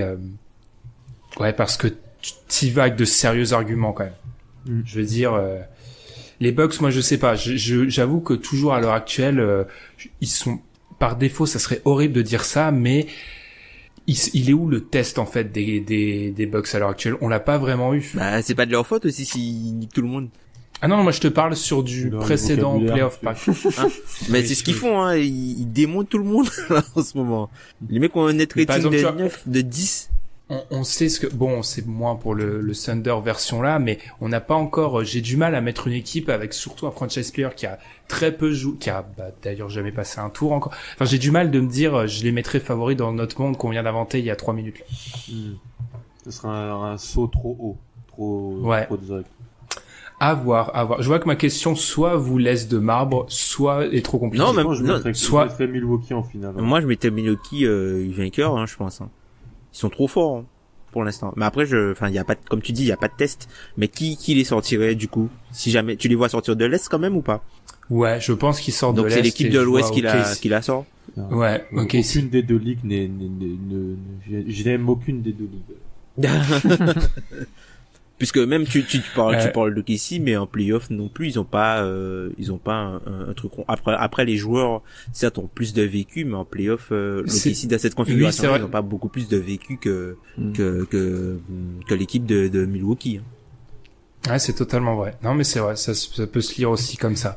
En tout cas, bon, on a toujours été défenseur des Warriors, mais là, j'avoue que là, pendant 2 minutes, je me suis fait saliver moi-même. Parce que ce serait ouf, là, quand même. C'est une version de l'histoire qui est géniale, quand même. Je veux dire... Les Warriors sont inspirés dans une faille spatio-temporelle. Ouais, c'est ça. Et ben, du coup, je pense que c'est comme ça qu'on va conclure cet épisode numéro 150. C'est un nombre important, j'ai l'impression, 150. On va pas faire comme tous les 10 épisodes et vous dire merci, mais c'est un nombre important quand même, j'ai l'impression. Je sais pas, 150, ça m'a marqué quand j'ai dû l'écrire. On vous remercie de nous avoir écoutés comme d'habitude. On vous remercie de nous avoir écoutés, bien sûr. On vous invite à nous suivre sur les réseaux sociaux comme Facebook et Twitter, où je vais maintenant être obligé de tweeter toutes les émissions à l'heure parce que ces dernières semaines, c'est un petit peu n'importe quoi, je m'excuse. Et aussi, on vous invite à nous suivre sur les plateformes comme iTunes, Spotify, Podcast Addict, YouTube, etc. pour le profil. Bref, suivez-nous partout. Merci à ceux qui laissent des petits commentaires sur iTunes. On les lit toujours. Il y en a notamment eu un cette semaine très sympathique. Je n'ai plus le pseudo en tête, mais c'était vraiment sympa, qui avait mis en avant la synergie dans l'émission quand on était nous 4. J'avoue qu'elle est bien, mais il faut la contrôler, et cette semaine en off, elle a pas été contrôlée, c'était un petit problème. Sur ce, je vais conclure l'épisode. On se retrouve la semaine prochaine pour le 151, et d'ici là, on vous souhaite une bonne semaine. Salut. On a parlé comme des thugs.